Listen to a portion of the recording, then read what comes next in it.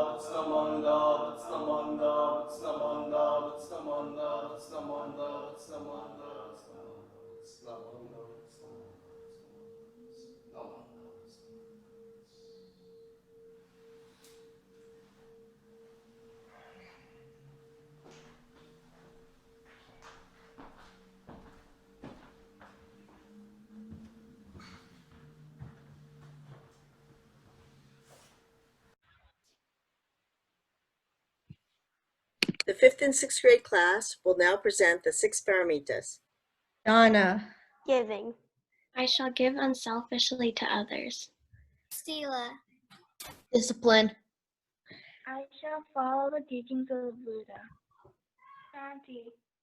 Patience. I shall be patient and understanding. Virya. Endeavor. Shall do my best in all things. Dhyana.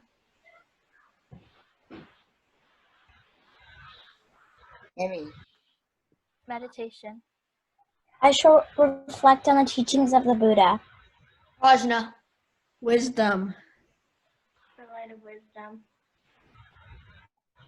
Please join me in kansho. Namo Amitabutsu. no, I don't know. Namo Amitabutsu. Namo Namo Amitabutsu.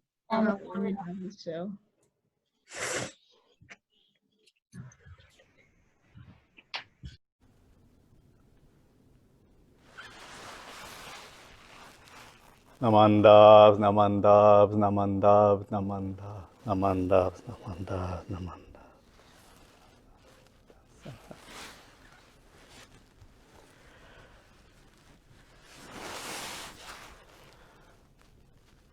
It is only natural to admire the good and despise the bad.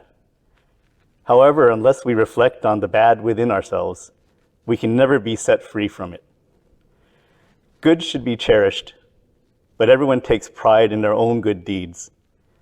When seeing the bad in others, we do not weep in recognition of our own corrupt side. We remain unaware that the same flames of evil are burning in our own hearts. When we do not reflect on our own evil, our egos tend to overrate the little good that we do. For seekers of the way, people both good and bad are all fellow travelers. Rather than affirming the good, it is affirming our evil self that awakens us to reflect on and regret this other side of our inner selves. Namandavs, namandavs, namandavs, namandavs, namandavs, namandavs.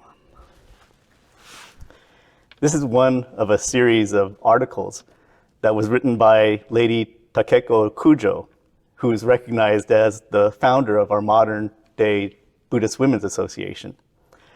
This article, titled Contemplating Our Bad Side, was published in the Yorimuri Shimbun on January 25th of 1926. And if you'd like to get more information about Lady Kujo and her writings, the book titled Leaves of My Heart is currently available, so you can pick that up. Good morning, everyone. Thank you for viewing our online service today for June 21st of 2020. As always, we hope that you're doing well, even under these current COVID-19 pandemic conditions and the confusing stages of reopening across our country and even around the world. We want everyone to remain safe and healthy and to do all you can to help others remain safe and healthy as well. Over the past few weeks, I've referred to the evil nature that is within each of us in my past Dharma message last month and in some of the closing remarks that I've made from other online services. Today, I'd like to spend a little more time to discuss this idea, the idea that we all have evil within us. There are some who have worried that using the direct English translation of the Japanese word akunin, which is directly translating as an evil person, presents a view of ourselves that's too harsh, that's too mean. However, our Jodo Shinshu founder, Shinran Shonin, even when he was writing about this, he could have used a less severe word. They were available at that time in Japan. But he purposely chose this wording. This is because Shinran wanted to emphasize that because of our greed, anger, and ignorance, we can never escape the evil nature that is within each of us. Our greed and anger lead us to evil thoughts. And our ignorance keeps us from seeing the evil nature that is inside us all. I'd like to give an example by using a fable that's titled The Bee and Zeus. Zeus being the king of all gods in Greek mythology. The story goes like this. A queen bee set out from her hive to ascend Mount Olympus and present the god Zeus with some honey fresh from her honeycombs. Well, Zeus was delighted at the offering of the honey, so much so that he promised to give the queen bee whatever she asked for. The queen bee paused and thought, and then she said, "Oh, great Zeus, please give me and all other bees a sting, that if any mortal shall approach to take our honey, we might kill them and protect our honey." Well, Zeus was a little bit, maybe he was not more than a little, he was very displeased. Because Zeus, as king of the gods, felt compassion for all mortal beings. But he did make a promise, and he could not refuse the request because of his promise. So Zeus answered to the queen bee in this way: "You shall have your request, but its use will be at the peril of your own life. For if you use your sting, it will remain in the wound you create, and you will die from using it." The moral of the story, which is listed, is evil wishes, like chickens, come home to roost. When I looked this up, there are a lot of different versions of this fable. So I took some liberties and changed around the wording a little bit to make it fit into my Dharma message. So what is this fable and the moral trying to teach us? The moral, which if you listen to it about chickens, suddenly chickens come in when this is a fable about bees, so it's a little bit confusing. But what it's trying to tell us is that a request that's evil in nature will cause consequences that can eventually come back and affect us directly. But why did the queen bee make such an evil wish? From this fable, we can see examples of what Shinran was trying to tell us about our own evil nature. The queen bee made her request based on the greed to keep all the honey under her control, and anger towards those who would try to take away the honey. The queen bee's ignorance kept her from seeing the evil nature of her request. The request to kill or harm others was not acceptable to Zeus, but he needed to keep his word. Therefore, Zeus decided to grant the queen bee's request in such a way as to cause a direct consequence to the bees who used their stingers. In this way, Zeus was able to keep his word and grant his wish, but also showed his compassion for all mortal beings. So in that context, in that kind of explanation, let's turn back to the words of Lady Kujo that I used to open my message today. Her message starts by reminding us that if we do not look at the bad, or actually the evil within ourselves, we cannot set ourselves free from it. Lady Kujo continues that our egos make us feel very proud of our good deeds, to the point that we do not recognize the evil in our hearts and continue to let it burn inside us. And she concludes her article by reminding us to free ourselves from our delusions. We should affirm our evil nature and reflect on and regret the evil within us. Now, notice that Lady Kujo never talks about us being able to or trying to actually free ourselves from the evil within us. A human, she asks us that we only recognize what we truly are. A human being that embodies both good and evil. And this is something that we can do by our own self-reflection, or in other words, our own self-power.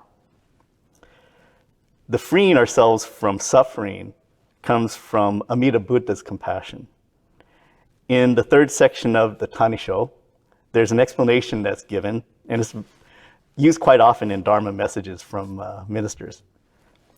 It goes, "The primal vow was established out of deep compassion for us who cannot become freed from the bondage of birth and death through any religious practice, due to the abundance of our own blind passions. Since its basic intention is to effect the enlightenment of such an evil one, the evil person who entrusts himself to other power is truly the one who attains birth in the Buddha land. Therefore, even the good person attains birth in the Buddha land. How much more so the evil person?" When we look within ourselves, it's like looking in a mirror that's covered with the stains of greed and anger. And our ignorance blinds us, keeps us from realizing the stains on the mirror that are preventing us from seeing our true selves. When one entrusts themselves to other power, then the Nembutsu becomes like a Dharma mirror that's clean and clear and allows us to see our own true nature. We begin to see ourselves in the Dharma mirror the same way that Amida Buddha sees us, and we become aware of our true evil nature. When Shinran Shonin saw himself in the Dharma mirror, he made this lament. It goes like this: "Since I am absolutely incapable of any religious practice, hell is my only home." But Shinran didn't despair in this, because Shinran also realized that the light that caused the Dharma mirror to show his true self was also the light of Amida's compassion and wisdom. Just like we're not able to see the world around us when there is no light, we cannot see our true selves without the light of Amida's compassion and wisdom. Our egos cause us to live our lives denying that we're evil persons. Our egos make us believe that we're good persons and others are bad persons.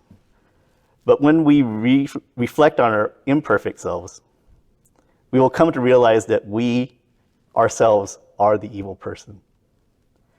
It's very easy for us to criticize others' evil acts or laugh at their stupidity, but it's very difficult for us to admit our own potential to be just as evil and just as stupid. This fact is especially important for all of us to reflect on during these times when we can see so many evil and stupid acts occurring around us.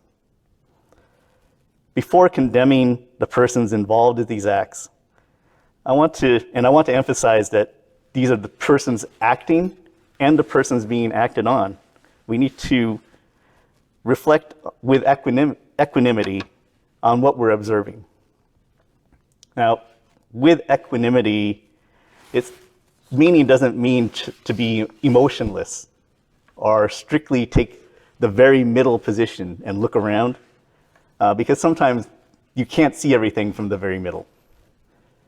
In Buddhism, with equanimity means to observe and think about everything that surrounds a situation, such as the actions that we observe or the words that someone says. I'd like to suggest 3 things to reflect on with equanimity and empathy in order for us to try to understand the true nature of what we're observing.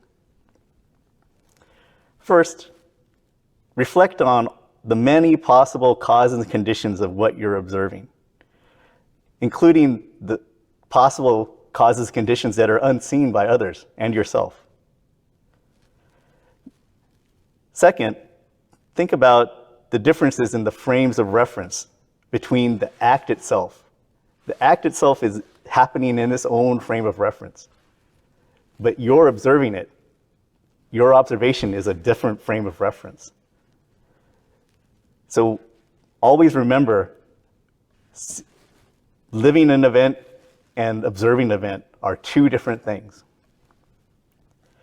The third thing is to empathize with all the persons you're observing, both those persons being acted upon and the persons acting the action that you're observing. Our human minds seek to find quick and clear-cut answers to things, which makes it difficult to reflect in this manner. And once again, that's the difficulty that comes from our own evil nature. Our ego is making judgments based on our personal frame of reference without regard to the existence of all the other frames of reference and all the other causes, conditions, including the unseen ones, that all led to what you're observing and what's happening. As we continue forward in our lives and are observing and participating in the multitude of things happening around us, please keep in mind that we should reflect on every aspect of the evil and stupid acts we observe throughout the world in the Dharma mirror which is lit by the light of Amida's compassion and wisdom. We must reflect on those who are victims of these acts and those who are committing those acts and all the causes and conditions that led to those acts, and try to even consider the unseen ones. Then we will come to our conclusions that can lead us to our own actions. However, we must also consider that our conclusions may need to change, because all things are impermanent and affected by new facts and new information as they become discovered. Finally, we must always remember that much as we try, our conclusions and actions are still guided by our delusional and evil minds. So we must keep our minds open for reconsideration when we recognize the effects of our own greed, anger, and ignorance on our conclusions. Going forth, I want to encourage everyone, everyone to think about and not be in despair, but go forth and do the best you can, given all the causes and conditions that surround you. With that, I'd like to close my Dharma message today with a passage that comes from Gutoku's Hymns on Lament and Reflection, written by Shinran Shonin. And this is to help remind us of our evil minds. So at this time, please join me in Gassho. Each of us, in outward bearing, makes a show of being wise, good, and dedicated. But so great are our greed, anger, perversity, and deceit that we are filled with all forms of malice and cunning. Namo Amidabutsu. Namo Amidabutsu. Namo Amidabutsu. Namanda, Namanda, Namanda, Namanda, Namanda.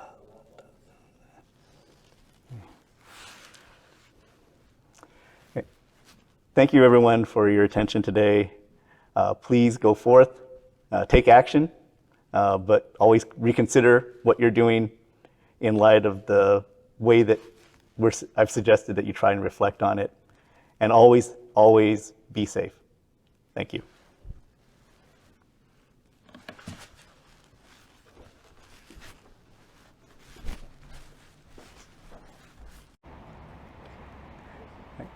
Thank you for joining us today for our service. Today, I'd like to show you the outside of our hondo, and I'm standing next to a statue of Shinran Shonin, the founder of our Jodo Shinshu traditions. This was a donation to the temple from our Buddhist Women's Association that was given to us in 2014.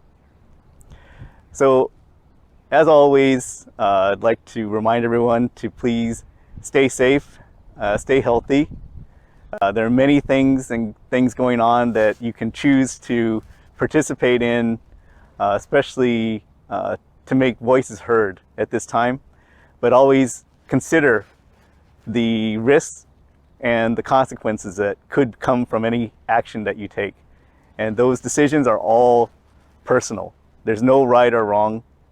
So you do what you need to do to make yourself comfortable and to care for the ones that you love. So again, thank you for your attention. We hope that these online services are filling the gaps that are created because we cannot all get together once a week for weekly services. Thank you.